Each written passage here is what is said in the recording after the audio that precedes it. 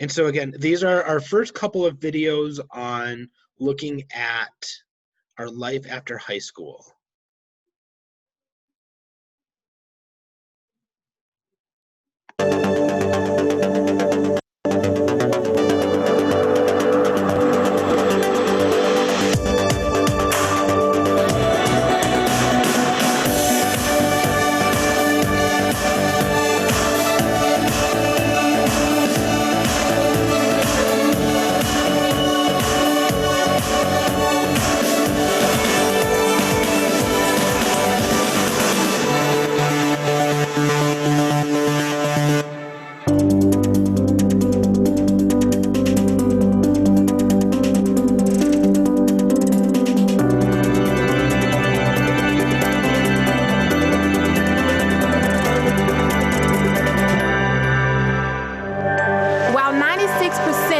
Students are determined to finish college. Only 46% think they have enough money to do so. Out of the college students that drop out, 80% say financial trouble was the main reason.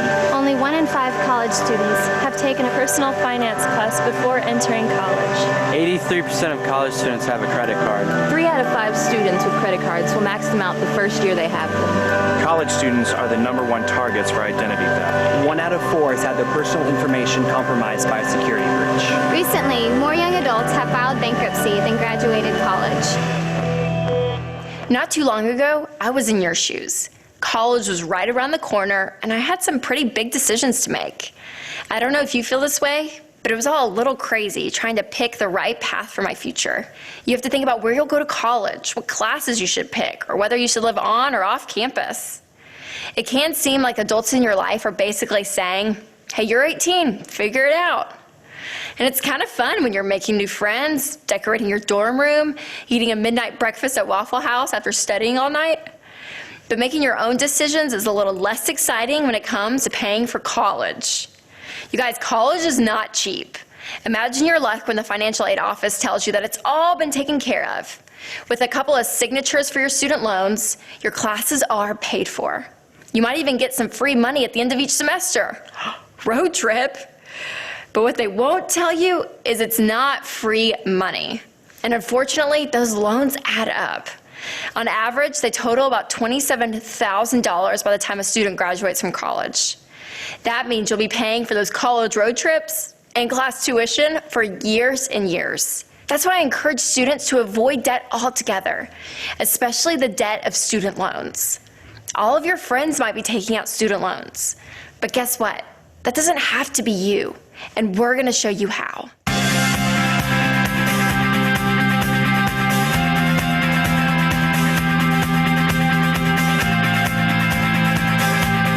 My plan after high school was to go to college. I actually signed last week to play football. Major in interior design or textiles, merchandising, and design. I want to go to college. I have a big personality, and I don't feel that college is exactly the right path for me, so I figured hair school would be wonderful. I want to go on and go into medical school. Going to college, pretty much figuring out what I should do, whatnot, save up money. Go to college, get a pre-med degree, and then go somewhere for medical school. Just find something that I love doing. Get a job. Go to a 2-year, 4-year college. I want to go to University of Tennessee, Chattanooga, hopefully, as long as I can get all my money saved up. I want to go and teach kids karate. I already do now, but I want to own my own karate studio.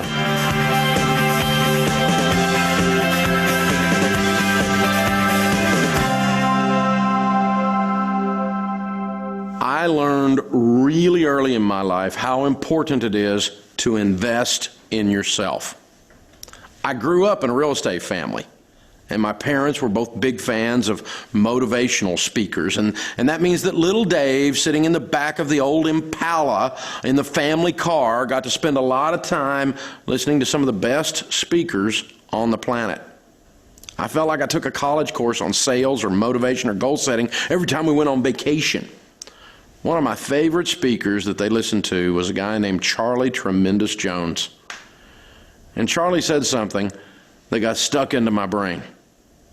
It changed my priorities, my relationships, my long-term goals, and how I choose to spend a lot of my free time. It was that good. Here's what Charlie said. He said, 5 years from now, You'll be exactly the same person you are today, except for the books you read and the people you meet. That hits two crucial areas that we need to talk about for a minute when we consider investing in ourselves.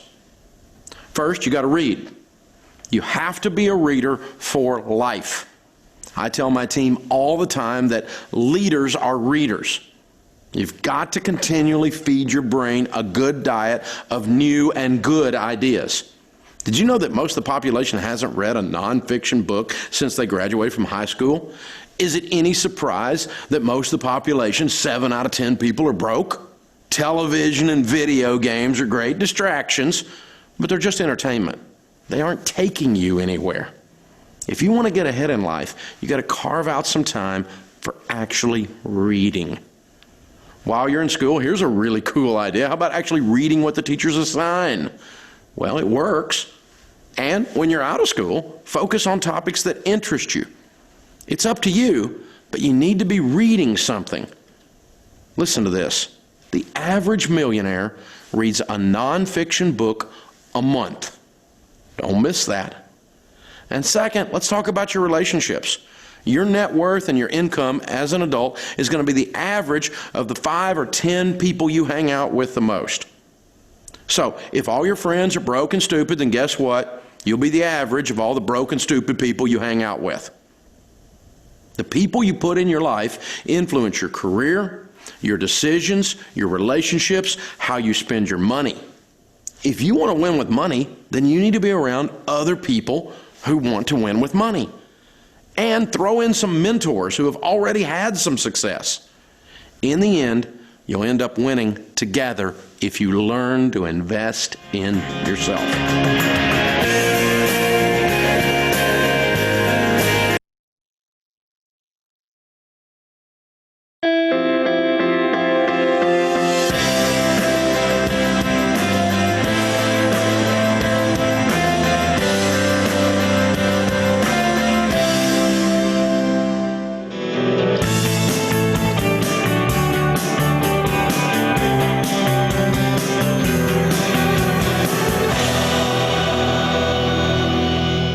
If you really want to know how stupid student loans are, just think about this.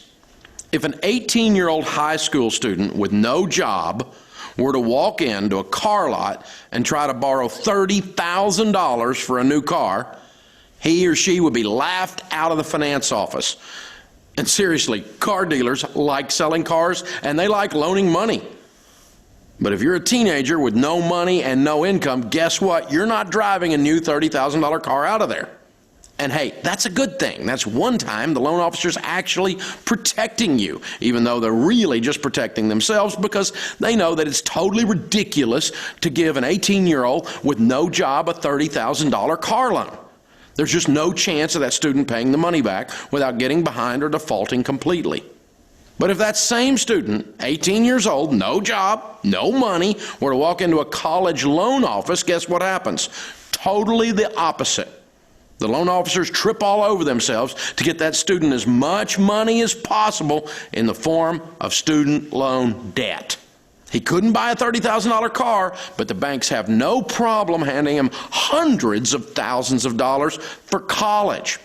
It's crazy. Why do they do it? Because the government guarantees the bank against default. They're going to give the bank their money no matter what. Listen, guys, there's no such thing as good debt. None of it feels good when you're buried under a pile of bills with no money to pay any of it. And you can't even escape student loans through bankruptcy. So they could actually be worse than a car loan. At least with a car loan, you could sell the car to get some of your money back to pay the loan off. Forget the loans for cars or for college. Pay cash. That's what this class is all about. Have you ever thought about why so many students go into debt? I mean, most people would agree that credit card debt and car loans are a bad idea. But when you talk about taking out a loan for school, it seems totally normal. Some advisors even call it good debt. So when you get ready to go to college and you're offered the option of student loans, you say, yes, please, and thank you, as though you've been given an award. Hey, it's right there in the letter you get from your financial aid office. Opening up your award letter feels exciting. You see the list of all different kinds of awards, like scholarships and grants. Lumped right in the middle, though, are student loans. A student loan is not an award. It's packaged like a generous gift from your lender, but really, it's a way for them to make tons of money off of you in the form of interest. It's not just students who are getting confused either. Parents are often grateful for the opportunity to take out additional loans for their teen's college education. And student loan lenders are more than ready to help you graduate with debt. Here's the deal. Debt is owing anything to anyone for any reason. And no debt is good debt. Not credit card debt, not car loan debt, and definitely not student loan debt. Sure, you'll hear that interest rates are low, and it'll be easy to pay off when you graduate because you'll be making tons of money. That one little lie is why we are the most indebted generation in American history. We have fallen for the lie that we can't live life without debt. But debt limits your options, and it's hard to win with money when your income comes in and it goes right back out the door to make your debt payments. And get this, the total estimated student loan debt in our country is $1 trillion. That number is hard to wrap our brains around. Here's the part that really gets me, though. $85 billion of that total student loan debt is past due. $85 billion. That means millions of people can't afford to make their student loan payment every month. You can't even get rid of student loan debt through bankruptcy. It's going to follow you around your entire life. And what's crazy is that many people are looking over their shoulder at student loan debt that didn't even graduate from college. Studies show that 30% of student loan borrowers drop out of school and then have to find a way to make those payments on a high school graduate's salary. And you guys, they have to start making those payments 6 months after dropping out of school. And for those students, debt is an immediate problem. It might be tough to turn down what feels like good debt, but finding other ways to pay for college is not necessarily easy, but it is so worth the extra work.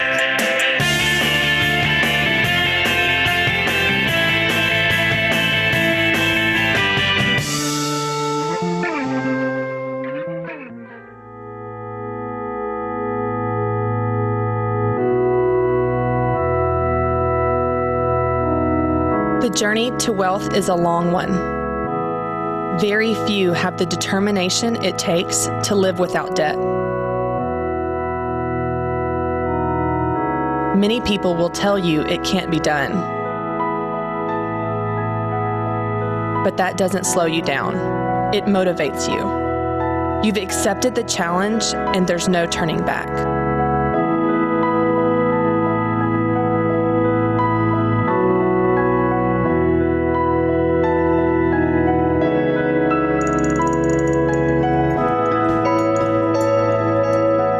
As each day passes, your character is being stretched a little bit more.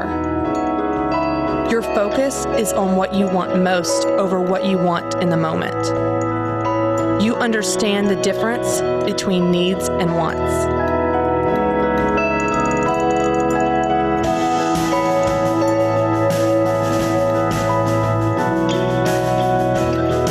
Choice after choice, you keep moving, even when it hurts. You've committed to go against the grain of our culture.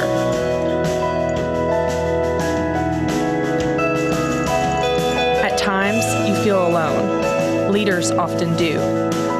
What you may not realize is your vision awakens a desire in others. You can be the catalyst that creates a generation that is not bound by debt.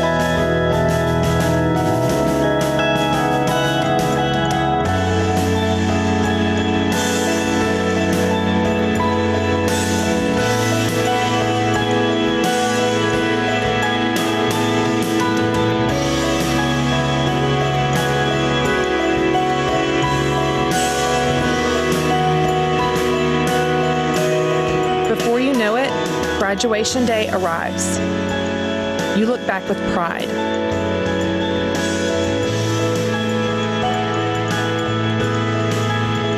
Your future is within your grasp, and the best part is, there's nothing holding you back.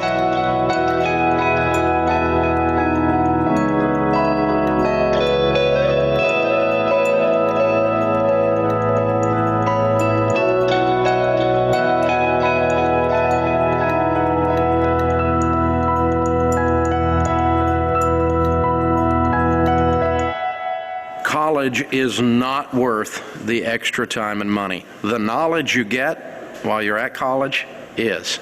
So actually learn something while you're in class. Knowledge is the currency in our economic world today.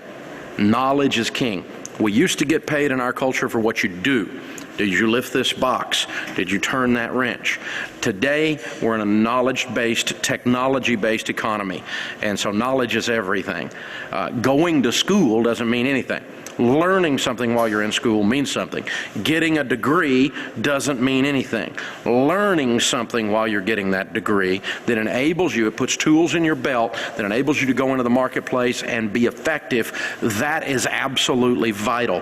Where you went to school only matters to about 2% of the jobs out there. So your degree, your pedigree are by and large worthless, but the knowledge you got of how to operate your life, the knowledge you got of how your particular genre operates, the area of your study, is what is valuable in the market. College is worth every penny if you approach it from that angle.